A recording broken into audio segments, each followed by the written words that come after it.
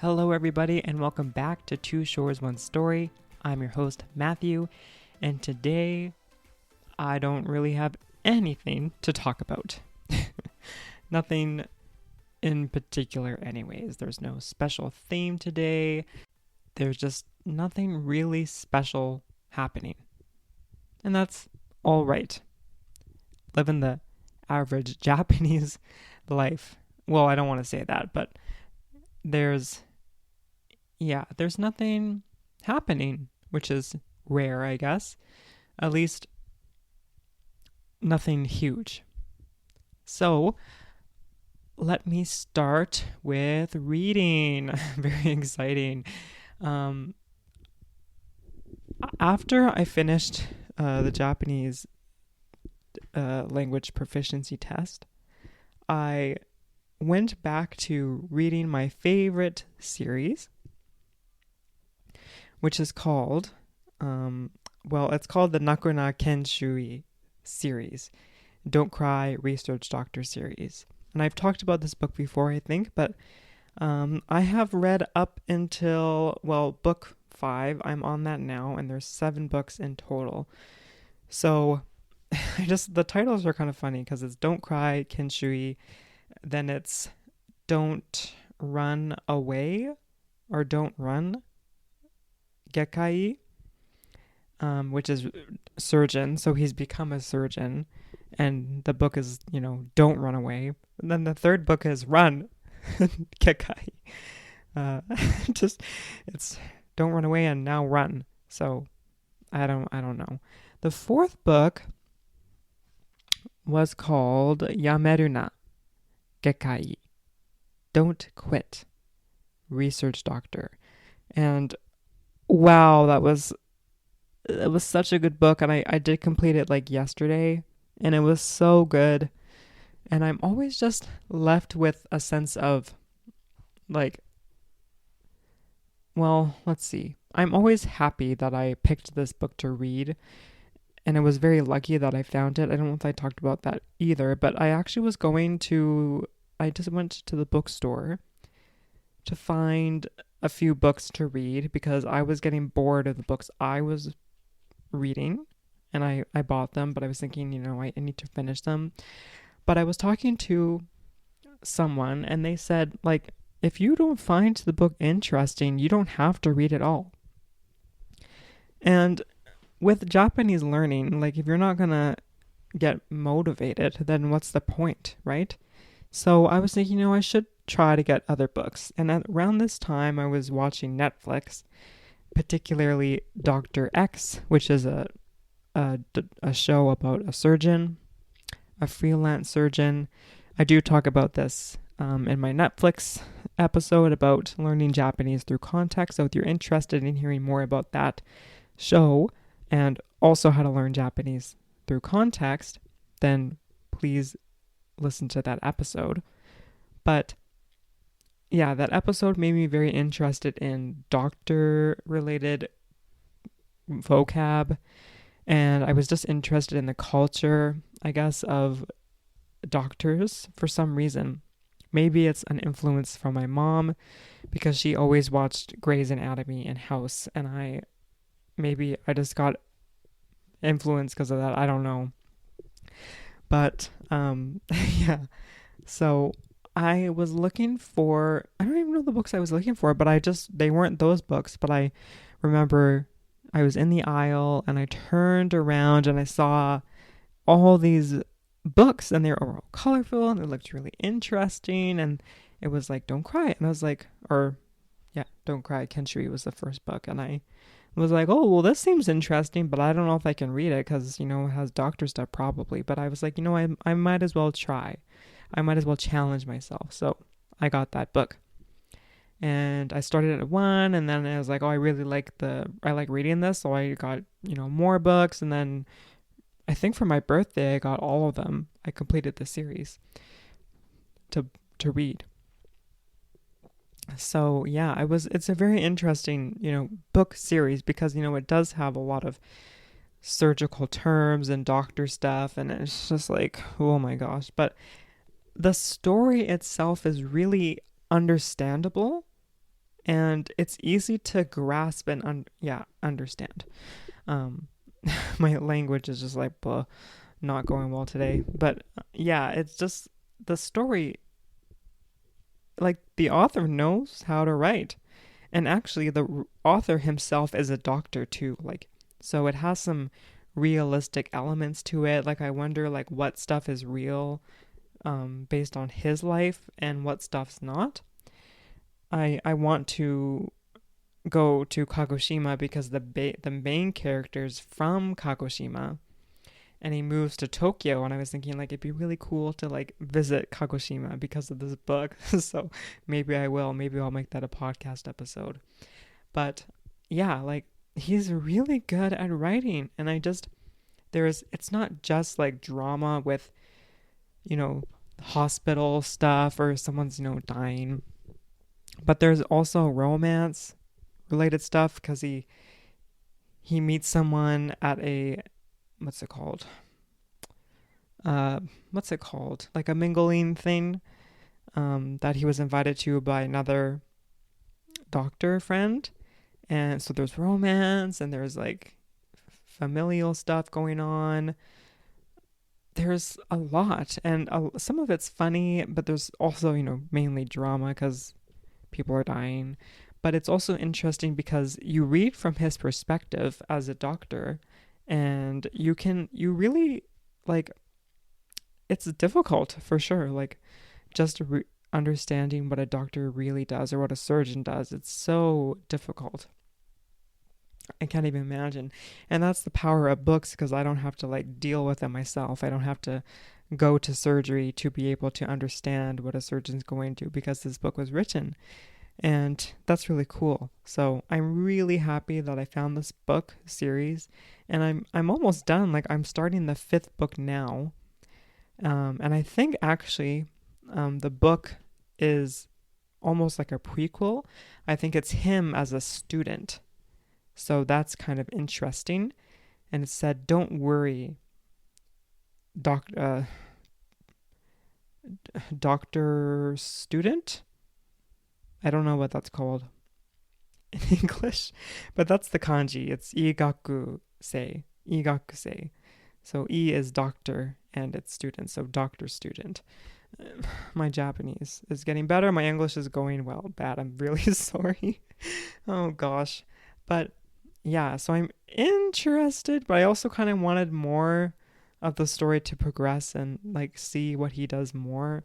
Maybe it's just over. I don't know. I'll let you know. But um I'm excited to read it, but I'm also getting closer to the end, and I don't want to end the series. I really don't want to. I really like his reading, like his writing, and I love the characters so much, and it's so good. Don't you hate that when you just read a book and you don't want it to end, you don't want the series to end? If you guys have any like a book or a series like that, English or Japanese or any other language, please let me know because I'm interested in that. Yeah, so I hope, it does have to end eventually, so let's just end the books and hopefully we can find something similar. The good thing about this, though, the book series that I'm watching is reading. Goodness gracious, there is a series, a TV series on it. So when I do finish the book series, I'm going to watch the series. I think it's on Amazon, so I'm gonna watch it there. And also, there is I finished another book, and I maybe talked about this too. It's called The Six Line University Students, and well, I read it and it wasn't that great, but I want to watch the movie because then I can kind of see what I understood and what I didn't. Yeah. So, in regards to reading, lots to look forward to. And after this, I'm going to be reading, but I've wanted to challenge myself to read more articles because I don't really do that a lot. I just read fictional stuff. And, reading articles shouldn't be that hard, but it's just like I don't have time, or I make the excuse that I don't have time.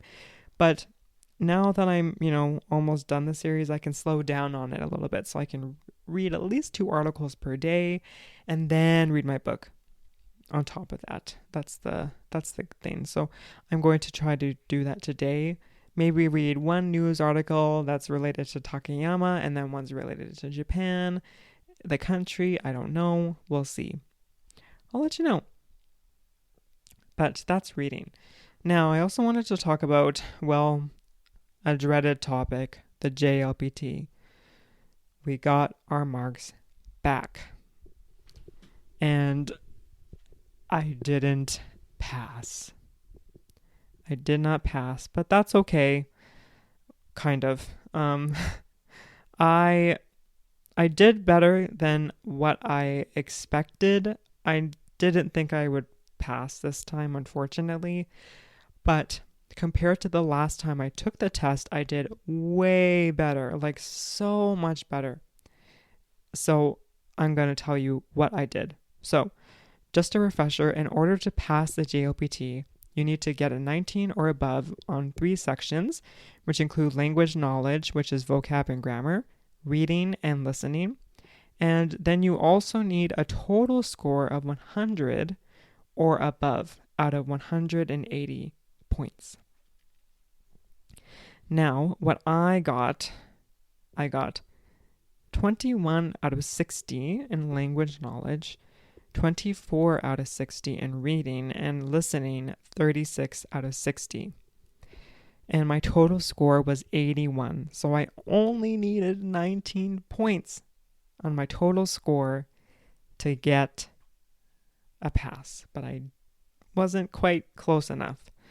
But I want to read what I got last time so you can see the progress, because that's what it's good to focus on, because it's everyone else might pass and you're feeling down on yourself, like, oh, like they passed and I didn't. Although this time I'm just happy for my friends. I'm not really upset about it, but it's easier to compare yourself to other people, but it's a good idea to compare yourself to yourself.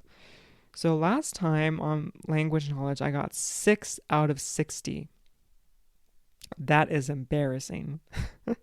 I got 15 out of 60 on reading, and I got 31 on listening out of 60. And my total score was 52 out of 180. So I increased my score by 29 points, and I vastly improved my language score, like above, and my reading score is better. And I'm continuing to read.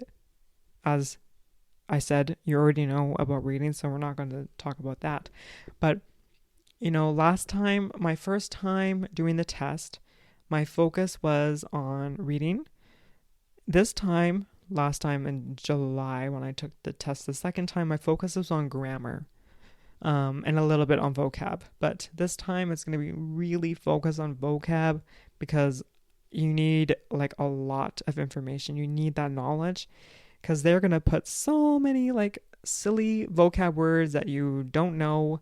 And that's why reading is important, because you can acquire those words that you might not know. But I'm also doing an app called Broom Pro, which I've talked about before, but that's a shadow repetition system. So it will show me what I don't know almost every day. It'll not show me what I do know. So it's good to, it's a good review system, and I can learn a lot of new words that way. So I have the goal to finish the N1 vocab by like the 2nd or 3rd week of November, and then I can just review, and then the test is the first Sunday of December. So yeah, I have plans. And this time, my friend who I was like working what did we do? Like, he was taking the N1 as well. So he took his second one when I took my first one, and he took his third one when I took my second one, but he passed. So, I have hope that I can do it as well. I'm not going to give up. I'm going to just continue studying. I'm going to continue learning, and I'm going to pass the N1 in December. Just you wait. So that's good. Very excited about that. Next thing that I had on my list that I was wanting to talk about is Bonotori. And I did talk about this, 2 weeks ago? Or last week, maybe. I went to Ehime and I did Bon Odori, which is a type of dance that you do during the Obon season. And Obon, by the way, is a holiday celebrated in Japan. It comes from Buddhist traditions, maybe, but it's a time to celebrate those who passed. So um, people go, to their families' graves. They pray, they clean them, they spend time together as a family, and they do bonodori as well in their community. And it's a really fun community dance. So after I did the Ehime one, I was talking about it with my friend, and he's like, "Oh, well, there's a bonodori happening like an hour away from us in Gujo," and I was like, "Let's go!" So me and my friend are going this Saturday, and I'm quite excited. But for this one in Gujo, it's very popular. Like almost all of Japan has heard this dance in Japan in Gujo because they do it every day and they do it all night as well. I don't know how they do it, especially in the sweltering heat of Japan. Good on them. I could not do it. But this dance is special. So well, they say you need a special type of sandals called geta, and these geta are like they're sandals, but it's wood, so it's flat, and then there's I don't know, two heels? No. There's two horizontal pieces of wood on the geta um, that you step on. I don't know how to say it. You can search geta and you can understand what I'm saying because I'm not making any sense. But with this dance, the geta, they use them to click and clack. So we need to get geta. We need to get a geta. Sorry, that was a bad joke. Yeah. So I was talking with my teacher who's actually from Gujo, and she's like, "Oh, like you can go to the store and it's like $50 to get the shoes, and they tailor it to your foot." And I'm like, "Well, that's great, but I don't know if I'm ever going to do this again, so I don't really want to pay like that much money. So I think I might just go to the thrift store and get some geta. And if it's fun, maybe I'll consider getting actual geta that suit my feet. But I will bring a backpack with flat shoes, and then if my feet hurt, then I will consider it. But yeah, so our plan is to go to this onsen that we both really like. It's maybe the best in Gifu. We like it because, I like it because it has a seasonal bath, and they also have a nice outdoor area, which, like, if I go to an onsen, the outdoor section is my favorite part. It is just so nice to have a nice relaxing bath, and you're enjoying the outside atmosphere. You're getting the vitamin C from the sun, and you're integrated with nature. It's just really nice to have. Plus, the water is usually cooler, which I like because I can't deal with the burning water, if that makes sense. It's the scalding water. Yeah, so this place that we go to, or I've been twice, my friend has only been once, but we want to go. So we're going to go there, we're going to have dinner, and then we're going to get ready to dance, and we have to find parking because it's going to be popular. It's going to be out of this world crazy and packed, which is cool. So we're going to do that. Yeah. So that's exciting. And, there's not really anything else to talk about, but, I should talk about this more next week, but I don't know. There might be more things to talk about next week, so I might say it today. But last September, this is a weird place to start, but please bear with me. Last September, my friend and I were supposed to see a violin concert, and not just any violin concert. We were supposed to see 16 amazing, like, virtuosos play a Stradivarius. which, if you don't know, is a really old violin that is just has the best quality of sound. It is like a treat to hear a Stradivarius. And you can't just, like, no violinist can just play them. Like, you can't, they're so priceless that they are only loaned by countries. You can't buy them, or it's too expensive, I think.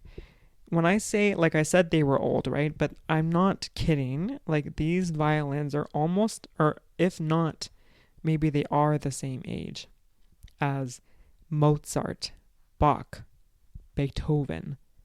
Like, they are old, and it's crazy. I don't know when it was, but when I was in Victoria, BC, during my graduate studies, I witnessed someone play a Stradivarius, and I remember, like, talking to him, and he was holding the violin, and I was like, "This is so creepy! Like, this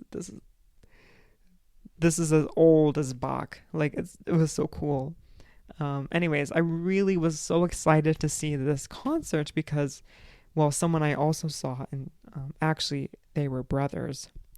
Um, the violinist who played the Stradivarius and this person I also saw in Victoria, BC are brothers, and they're both amazing violinists. But he was the first person I saw in Victoria. My first ever concert, my first ever orchestra performance was this guy who's named Timothy Chewy.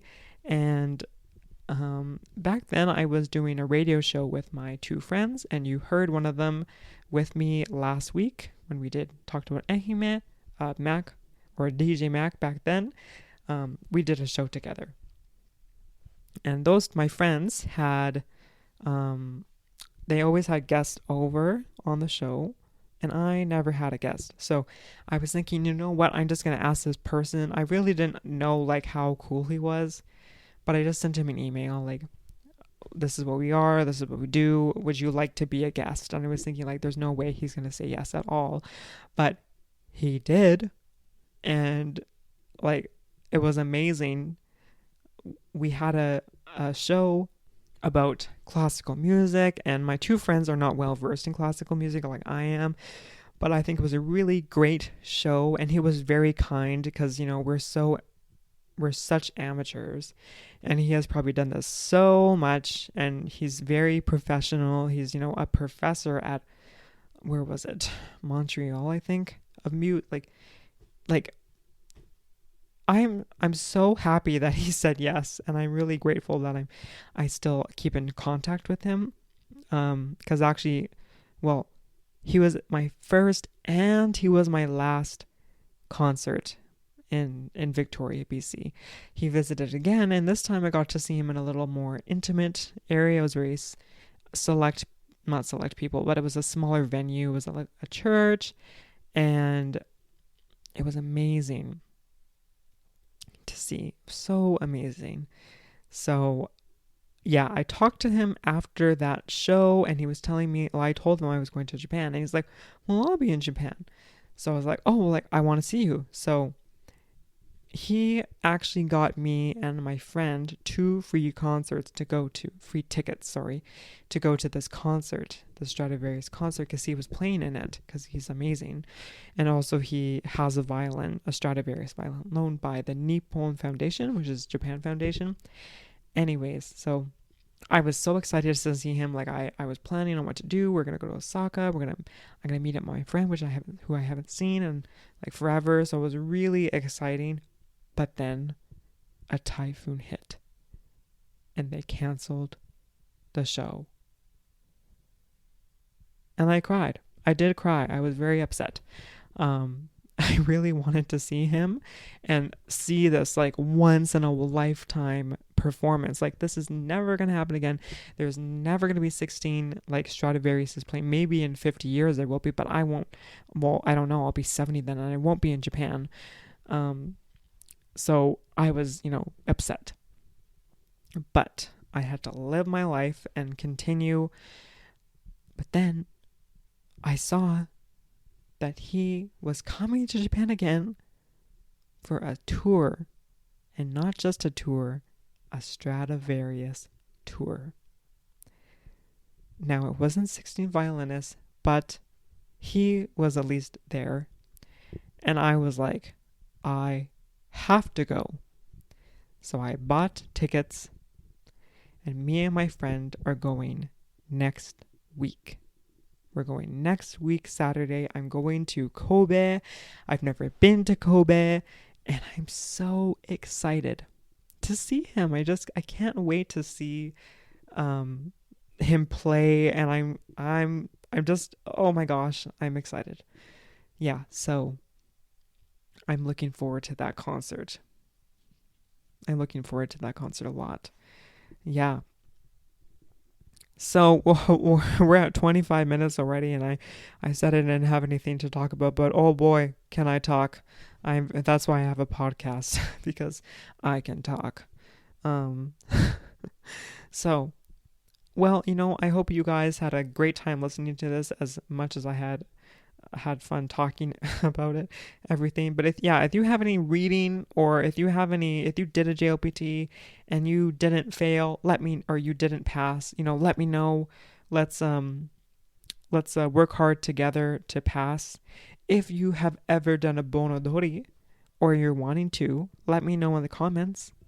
I will get you some information. I'll try anyways. And lastly, if you are going to any concerts, or you had any concert troubles like I did, I'm on Instagram.